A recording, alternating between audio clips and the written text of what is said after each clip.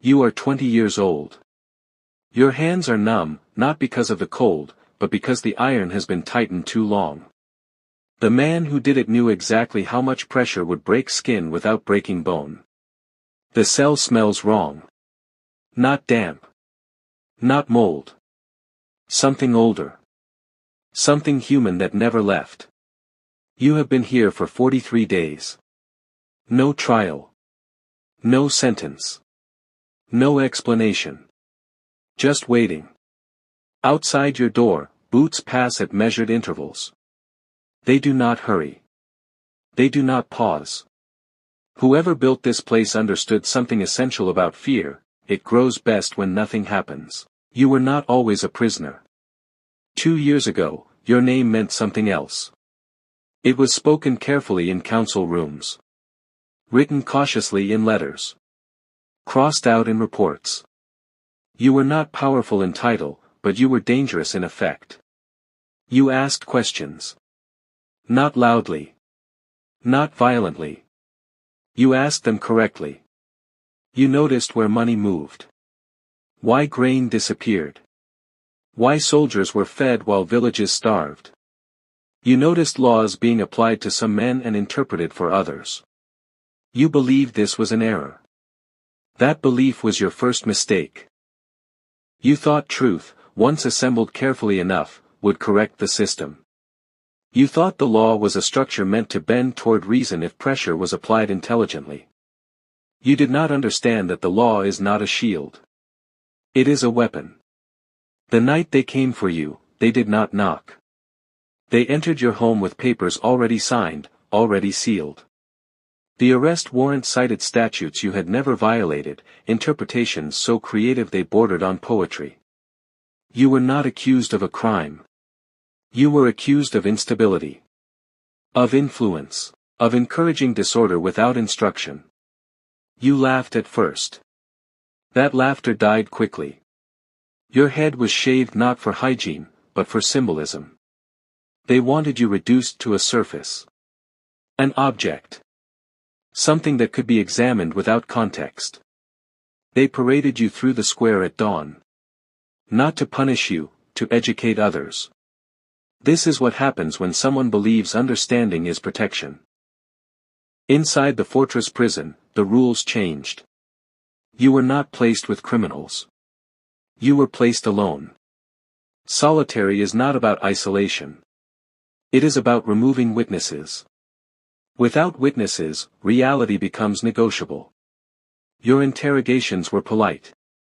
That was the worst part. They never raised their voices. Never struck you.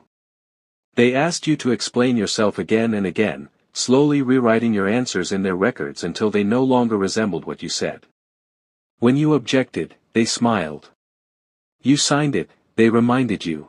The documents were always just close enough to truth to be defensible. That is how real systems destroy people. Not with lies, with interpretations. Weeks passed. Your body weakened. Your memory softened. You began to doubt the precision of your own thoughts. That is when they introduced the agreement. It was framed as mercy. A declaration that you had acted with misguided intention. That your observations were theoretical. That your conclusions were emotionally influenced.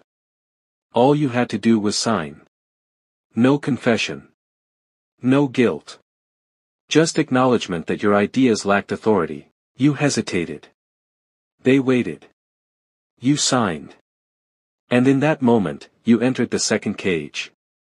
Because the signature was never the end. It was the trigger. The next morning, the charges changed. You were now accused of recantation followed by contradiction. A legal category few people know exists. One that converts compliance into evidence. One that punishes you not for resistance, but for survival. You had admitted uncertainty. Now uncertainty was treason. Your cell was moved deeper underground. The air grew colder. The walls thicker.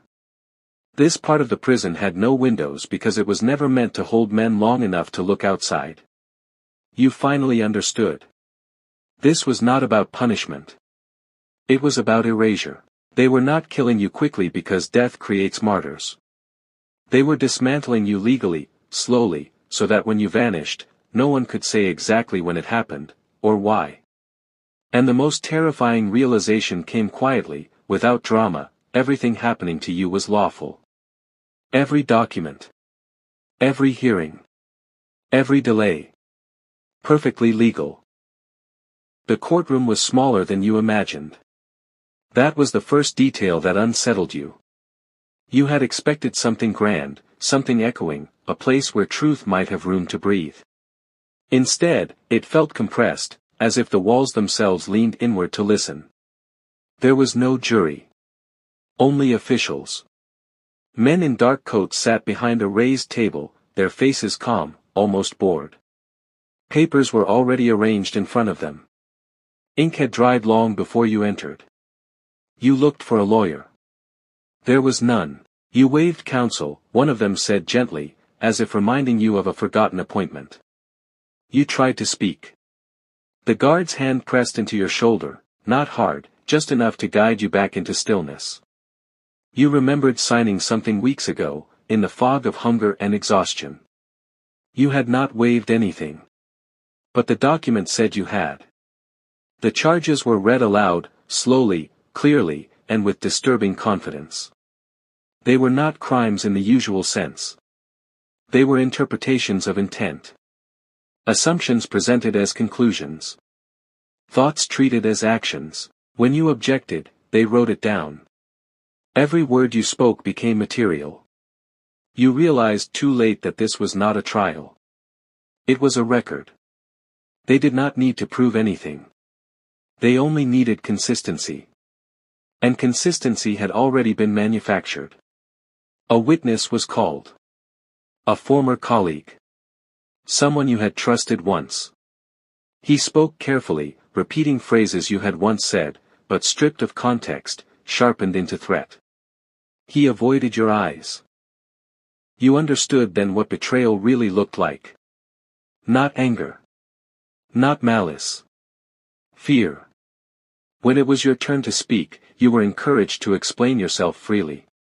That was the final trap. You spoke of reason. Of intent. Of truth. Of how the law should protect inquiry, not punish it. They listened politely. And then they thanked you. Your explanation was entered as further evidence of instability. The verdict came immediately. There was no dramatic sentence, no declaration of guilt shouted into silence. Only a procedural decision, delivered in neutral language. You were to be remanded indefinitely for administrative containment. Not imprisonment. Containment. You were no longer a person in their system. You were a problem being managed. Back in the prison, the cell door closed with a sound that felt permanent. The bells did not ring anymore. You realized why. The bells were for those who still mattered. Days blurred. Your body weakened further, but your mind grew clearer in one terrible way. You finally understood the design of the machine that had consumed you. It did not require violence. It required patience. It allowed you to speak just enough to condemn yourself. It offered mercy only to redefine it as guilt. It followed rules so precisely that no one could object without sounding irrational. You were erased not by cruelty, but by order. One morning, you were moved again, this time to a smaller cell, deeper underground. The air was thin. The light permanent and dim. No one spoke to you anymore. You were finished. And then, quietly, without ceremony, the record stopped mentioning you. Your name vanished from schedules. From reports. From memory. To the world above, you were never executed. You were never released. You simply ceased to exist. Years later, the prison still stands in official records, praised for its discipline and reform. Scholars debate its efficiency. Laws based on its procedures are still taught. No one mentions you. But sometimes, late at night, a clerk reviewing old archives pauses over a missing sequence of files. A gap where something should be. They feel a brief discomfort. And then they move on. The system continues. And that is how it ends.